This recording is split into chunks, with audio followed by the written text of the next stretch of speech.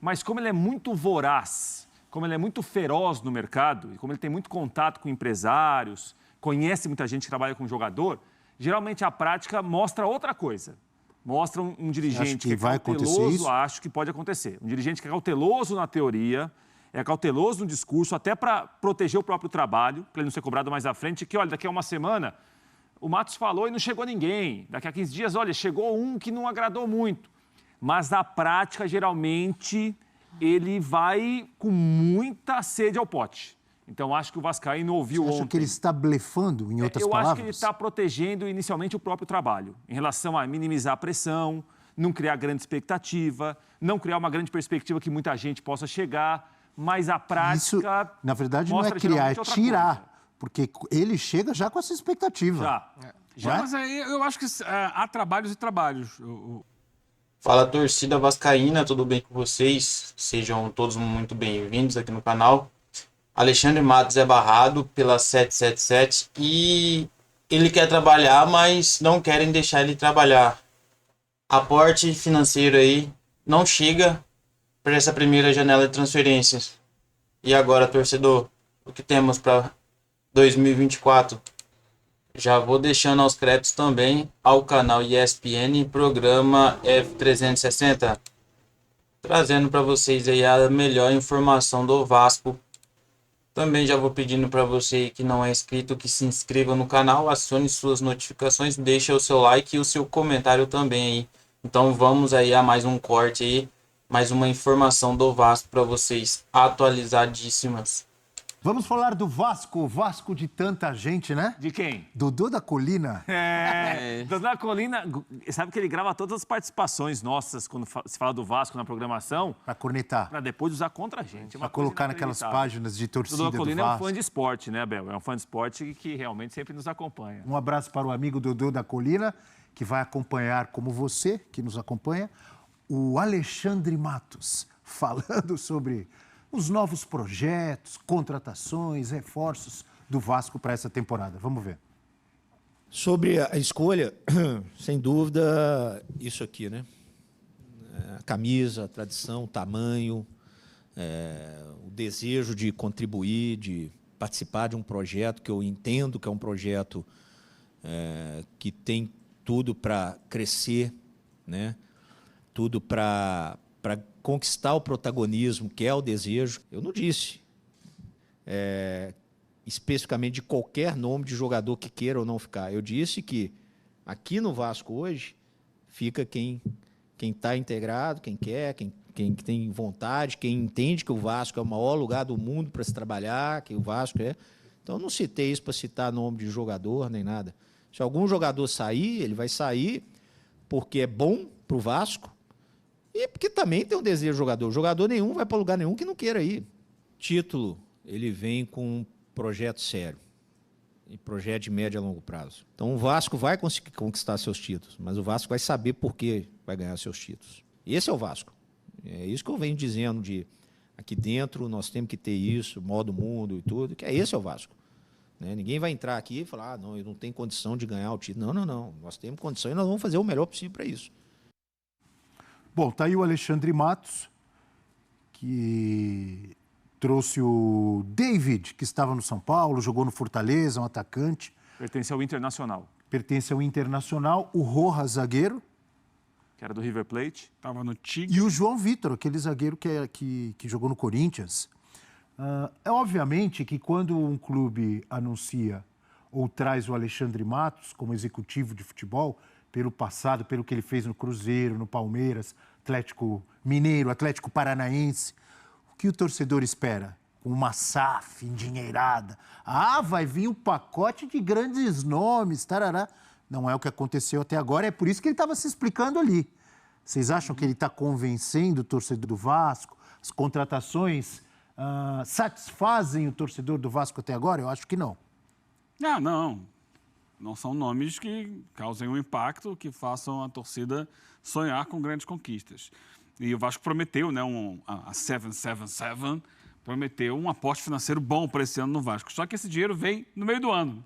De novo esse papo? Não vem agora.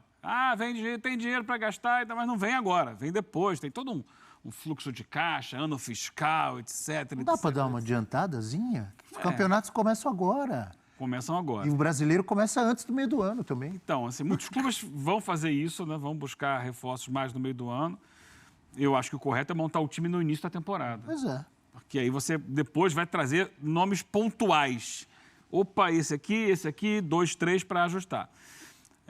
Acho que o Alexandre Matos tem um trabalho de estruturar o departamento de futebol do Vasco. Porque foi feita a transição, mas uma transição ainda sem, vamos colocar assim, uma filosofia de trabalho de cima e baixo.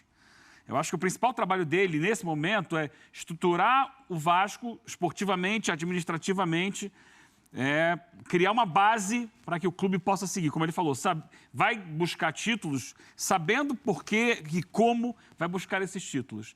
Eu acho que essa experiência dele de gestor não é só a experiência de contratante, é a experiência de organização interna, de processos internos, de organograma interno, para a coisa começar a funcionar de uma forma mais fluida e profissional. Eu acho que é esse o momento. A SAF no Vasco é muito recente. Teve um ano passado que foi um ano assim, vai que no susto, né? Bum! Subiu, contrata, não tem dinheiro, vai caindo, vai cair. E a coisa não estava muito bem estruturada. A experiência dele, eu acho que agora é pegar o que já está lá dentro do Vasco, reestruturar, reorganizar. Pensando no time, ele está trazendo jogadores. Importante lembrar, o time do Vasco do segundo semestre do ano passado não é um time tão fraco. É claro que ele precisa e imagino que ele será reforçado. Ele quase caiu pelo primeiro turno fraquíssimo. Exato. Os reforços que vieram no meio do ano já deram uma outra cara ao time, o time foi mais competitivo. Se a gente pegar o segundo turno do Vasco no campeonato, é o segundo turno de meio de tabela. Aceitável. Agora o trabalho é estruturar esse time para uma temporada, para que ele comece forte, para que ele dê sequência ao trabalho que já foi feito no segundo semestre do ano passado, e aí trazer jogadores que possam colocar o Vasco num outro patamar de disputa. Mas acho que isso não é de imediato. É um trabalho agora mais de construir bases sólidas e organização, estrutura interna, para que a partir dela, e depois com os investimentos que vierem, o time possa crescer e buscar voltar a ser um time que disputa os maiores títulos, como já foi 20 anos atrás. Mais de 20 anos atrás. Eu tenho uma visão um pouquinho diferente, Eugênio. Esse discurso do Alexandre Matos é uma manifestação que não difere muito do que ele apresentou quando chega ao Cruzeiro e quando chega ao Palmeiras. Em um primeiro momento, ele dá declarações para minimizar esse tipo de pressão, de expectativa de que vai contratar todo mundo, vai trazer um time novo, que realmente não deve acontecer a curto prazo, depois que ele chegou ao Vasco, nesse trabalho no departamento de futebol do Vasco. Mas, ao mesmo tempo, a gente não pode ficar tão abraçado ao discurso do Alexandre Matos, porque a prática nem sempre é essa. Ele geralmente tem um discurso inicial de que, olha, é um trabalho a médio e longo prazo, ele depende, obviamente, da 777 para ter um investimento mais alto, mas como ele é muito voraz, como ele é muito feroz no mercado, e como ele tem muito contato com empresários, conhece muita gente que trabalha com jogador, geralmente a prática mostra outra coisa. Mostra um dirigente que é cauteloso, acho que pode acontecer. Um dirigente que é cauteloso na teoria, é cauteloso no discurso, até para proteger o próprio trabalho, para ele não ser cobrado mais à frente, que, olha, daqui a uma semana o Matos falou e não chegou ninguém. Daqui a 15 dias, olha, chegou um que não agradou muito. Mas na prática, geralmente, ele vai com muita sede ao pote. Então, acho que o vascaíno ouviu ontem. Você acha que ele está blefando, em outras palavras? Eu acho que ele está protegendo inicialmente o próprio trabalho, em relação a minimizar a pressão, não criar grande expectativa, não criar uma grande perspectiva que muita gente possa chegar, mas a prática... Isso, na verdade, não é criar, é tirar, porque ele chega já com essa expectativa. Já. Mas aí eu acho que há trabalhos e trabalhos, o Prates. Uma coisa foi o que aconteceu com ele no Cruzeiro de 2013 e 2014. Que ele realmente chegou e redesenhou todo o elenco. Aconteceu de forma semelhante no Palmeiras. Sim.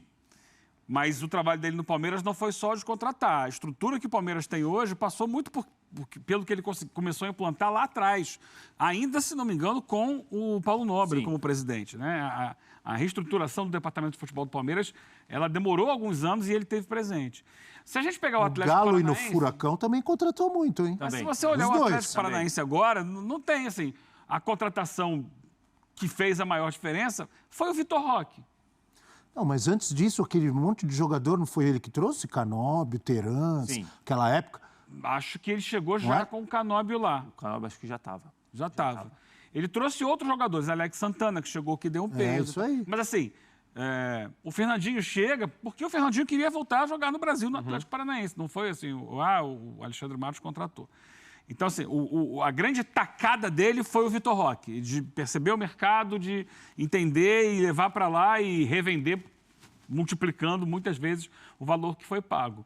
Mas foi mais um dirigente de estrutura do clube, de dia a dia, de funcionamento, até porque ali a gente sabe que o Petralha tinha uma ascendência muito grande sobre a administração. Eu acho que é um perfil de cada momento de trabalho. Sim, o Palmeiras ele não parava de contratar nunca, mas é porque tinha dinheiro para fazer essas contratações naquele E momento. é importante, Eugênio, a gente já caiu nessa discussão algumas vezes em relação a falar diferente sobre do Palmeiras de diretor hoje. executivo de futebol. Diretor executivo de futebol, muitas vezes, é visto como alguém que sai contratando. O trabalho do diretor executivo de futebol não é apenas esse. Aliás, isso é uma das características do trabalho. O Alexandre Matos ele é muito mais importante nesse momento de verificar dia a dia, de saber o que é passado do Ramon Dias e da comissão dele aos jogadores, se há assimilação dos jogadores quanto a isso, se há problema no dia a dia. O diretor executivo de futebol no Brasil, principalmente, como ele ganhou um grande status, o Alexandre Matos chega ao clube hoje, parece que contratou um craque. Não, ele é diretor. O Rodrigo Caetano vai a algum clube... Mas você lembra como era visto no Palmeiras? Não, ele é diretor. Então, No Palmeiras, ele era estrela de campanha publicitária do Palmeiras. Alexandre Mitos. Alexandre Mitos. mas a então, torcida parava para pedir selfie. Mas, Abel, é importante a No gente começo, ficar depois sempre quando de olho. perdeu, os caras foram na porta dele que queriam... No Lembra trabalho disso? feito por esses diretores. Esses diretores, eles também vão contratar, também vão formar o elenco, mas não apenas isso. A parte do dia a dia é mais importante que essa. Até porque, né, o diretor vai contratar se tem dinheiro para ele contratar. Não é ele que vai sacar e fazer a mágica ali para contratar. Então, assim, eu entendo o que você colocou, Prats, de repente ele está já se blindando com esse discurso, mas, assim, independente de se é isso ou não, é um discurso que faz sentido com a realidade do Vasco. Acho que não dá para vender uma ideia que vai sair contratando todo mundo, fazer um mega time. Eu acho que o planejamento tem que ser de médio a longo prazo. É um time que investiu no segundo semestre, trouxe o técnico que fez um trabalho espetacular, mas ainda assim é o time que escapou do rebaixamento na última rodada. Então não dá para vender a ideia de que é um time que agora já vai chegar brigando pelas cabeças ali com os principais rivais. E assim, se for contratar, só acho que está perdendo tempo. Porque você está falando, já houve a representação do elenco, você tem indefinição quanto a alguns jogadores, por exemplo, até a proposta para o Gabriel Peck, que é um cara que se tornou importante. E o Vasco já pagou caro na temporada passada justamente por esse planejamento, não planejamento tardio, mas de recalcular a rota ali tarde e quase foi tarde demais. Então, assim, por mais que não tenha competição sul-americana, né, ficou naquela zona ali do limbo, que não cai e não ganha nenhuma competição europeia, a gente está falando de Beckenbauer, né? Ele já foi para a Europa. Competição sul-americana. Então, o Vasco vai para as cabeças. Calma, o Vasco está indo para o Uruguai para pré-temporada. Calma. Mas não vai jogar competição sul-americana. Mas ainda assim, acho que já deveria estar mais encaminhado dentro em relação à situação do elenco. Vou pesquisar. Jogo pesado, hein? A série Rio da Prata, inclusive, né? Que é uma promoção do Star Plus e tal. E tem muitos times uruguaios, argentinos, e o único brasileiro é o Vasco. Agora, e desses três, João Vitor passou pelo Benfica, Nantes da França, chega mais um reforço para a zaga, além do Rojas do River Plate e o David. Algum dos três chega para ser titular ou todos para brigar ali, para compor elenco, brigar por posição? Para compor elenco. Acho que para compor elenco, né? O Rojas é um jogador que teve momentos em que foi muito aproveitado pelo Gadiardo, mas com o Demichelis, não. Ele sofreu uma lesão, né? Demorou um tempo para voltar e estava emprestado, ele estava jogando no Tigre. Esse último semestre ele jogou no Tigre, a campanha não era das melhores, e jogou como zagueiro. Rojas pode jogar de zagueiro ou lateral direito. Então, acho que é um jogador importante nisso, porque a lateral direita é sempre uma dúvida no Vasco. Quem vai jogar? Vai ser o Pumita? Vai ser o Paulo Henrique e tal? Foi contratado também, né? Gente, se a gente parar para pensar, jogadores que estavam emprestados e foram contratados, é um investimento também. Claro. O Vasco contratou o Paulo Henrique do Atlético. Que teve bons momentos. Sim, fez gol contra o Botafogo, né? Então, ele pode ser um jogador que vá... Se fizer 3 zagueiros, ele faz um terceiro zagueiro pela direita e tal. Mas eu não acho que ele chegue, por exemplo, a tirar o Medel do time. Não acho. Acho que o Medel terminou em alta pela liderança dele dentro de campo, né? Então, versatilidade também. Você falou da versatilidade do Rojas, o Medel também, né? sim, o Medel Jogar no meio, na zaga. um volante, mas que virou zagueiro, né? Virou zagueiro e foi importante pela liderança, pela experiência que ele transmitiu para um grupo naquele momento difícil do Vasco no campeonato. Desses 3 nomes, posso estar enganado, acho que o mais contestado é o David. Porque no São Paulo já teve muita corneta, foi o Rogério Ceni, foi na época do Rogério Ceni que ele chegou, né? Foi Ele que o indicou. Sim, ele foi não, com ele no Cruzeiro. não teve grande destaque no São Paulo, né? Um ou outro jogo que ele jogou bem, muita oscilação. Então, óbvio, não é um jogador que chega, a torcida, olha, chegou... É um jogador que vai compor elenco, ele não vai ser titular. Eu imagino que não. Imagino que não, a gente não sabe o dia a dia.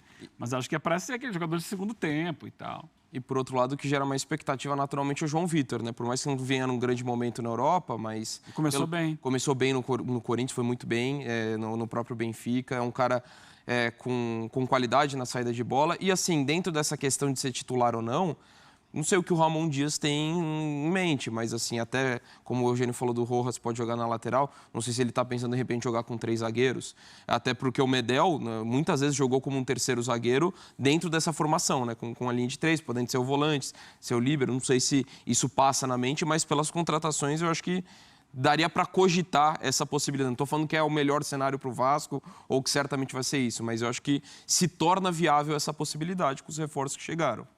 De qualquer forma, é qualificação de elenco, né? Exato. Que você não joga só com 11, Abel. Você vai precisar de jogadores, porque tem lesão, tem suspensão, tem oscilação de rendimento, tem muita coisa que acontece. Tem um segundo tempo que alguém cansou, que precisa trocar. E as opções não eram fartas. O Ramon Dias ele olhava para o banco, quem eu vou lançar aqui? E às vezes faltava jogador de confiança. Então, é importante nesse sentido. Falamos muito do Vasco, tentando reforços para a temporada 2024. O Vasco, que a gente lembrou aqui, para alívio do seu torcedor, se livrou ali na última rodada do rebaixamento, vai disputar a Série A, diferentemente do Peixe. Fala, torcida Cruz Maltina, tudo bem com vocês? Sejam todos muito bem-vindos aqui no canal. Já venho trazendo para vocês mais uma notícia atualizada aí do Vasco. Saída de Orelhano pode ajudar o Vasco. Entenda, muitos jogadores aí, muitos torcedores não gostam do Orelhano. E já venho trazendo para vocês que o Orelhano ele foi uma das grandes negociações aí de 2023, uma das maiores contratações do ano. E o Vasco foi totalmente pego de surpresa com um pedido de negociação de Lucas Orelhano, né? Orediano que fala, né? O jogador argentino não se adaptou ao futebol brasileiro e pediu para sair do clube, para que ele nem viajará aí nem viajou aí com o clube para pré-temporada lá no Uruguai. E Orediano teve uma conversa franca com Emiliano Dias, o auxiliar técnico do clube, que apesar de Emiliano garantir que Orediano seria utilizado e que era uma peça importante no elenco para 2024, o argentino se manteve firme em seu posicionamento. E essa informação que foi dada aí foi do SBT, que recentemente a imprensa argentina citou do possível interesse do Vélez, clube que revelou do Boca Juniors em Orediano. No entanto, o clube ainda não recebeu nenhuma proposta pelo jogador. E até a chegada do zagueiro João Vitor, Lucas Orediano era a contratação mais cara da SAF, né? E o Vasco pagou cerca de 3 milhões de euros, aproximadamente aí na cotação atual, 15,8 milhões de reais. Mas a negociação pode chegar até 22,4 milhões de reais, a depender de bônus. A dúvida é que se o Cruz Maltino conseguiria recuperar o valor investido em uma possível negociação.